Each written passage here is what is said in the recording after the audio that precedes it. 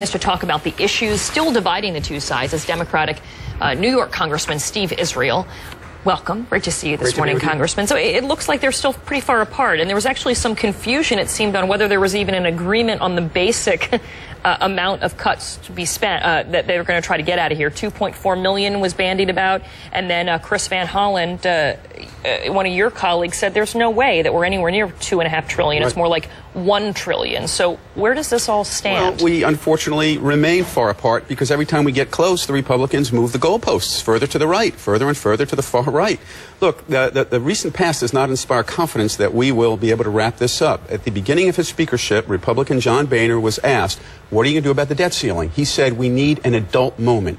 Since then, that's right. Eric Cantor, the #2 Republican leader, walked out on the talks. 2 days ago, John Boehner said, I'm participating in talks if it means that we're going to have to close corporate tax loopholes. That is not acting like an adult. That is partisan game playing. And the American people and our economy cannot afford that kind of partisan game playing. Well, he was there yesterday. I'm seated right next to the president. It seems, though, that there still is a real division among conservatives in the GOP who say no, nothing that looks like a tax increase, and from the liberal wing of your party saying nothing that looks like we're cutting into entitlement reform in any way, shape, or form. So how do you resolve that? In fact, we have said consistently that we should do what every small business in America does when faced with a deficit. Tighten your belts, reduce spending. We're willing to do that.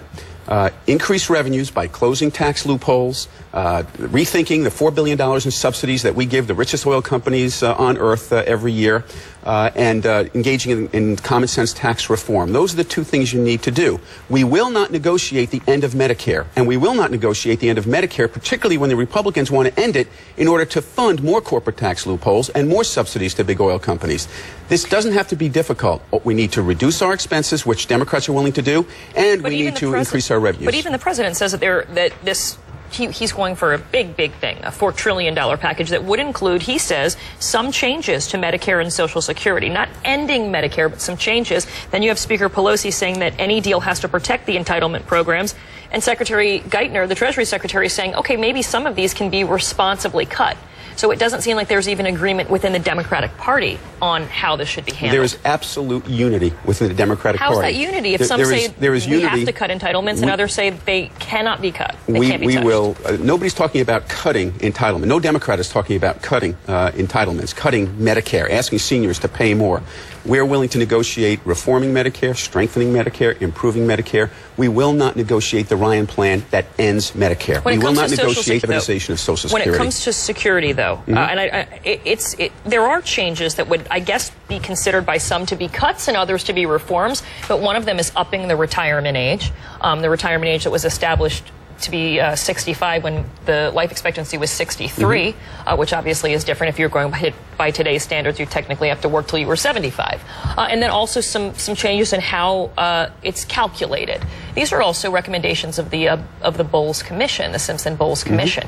Is that something Democrats are on board with? I don't think it's fair to ask a heavy equipment operator to continue working on the job until he's 75 years old. No, they say there would be some exceptions, though, made for people who work in manual labor. We want a deal, ultimately, that is fair to the middle class, that strengthens the middle class, that doesn't ask seniors to bear the sacrifice. What the Republicans have given us every single day, to the point where they're walking away from us when we tell them we're not willing to do that, is more corporate tax loopholes, subsidies to big oil companies. Look, there are some people who want a grand bargain.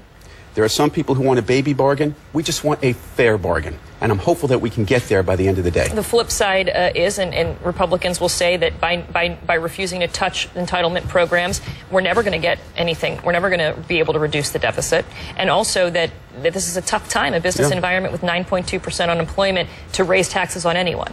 Well, first of all, the Republicans haven't talked about reducing entitlement programs. They have talked about ending Medicare. There's a big difference between making some reforms and simply saying to seniors, you're going to pay an extra $6,200 because we're going to privatize it, give you a voucher, and you're on your own. Huge difference between the two.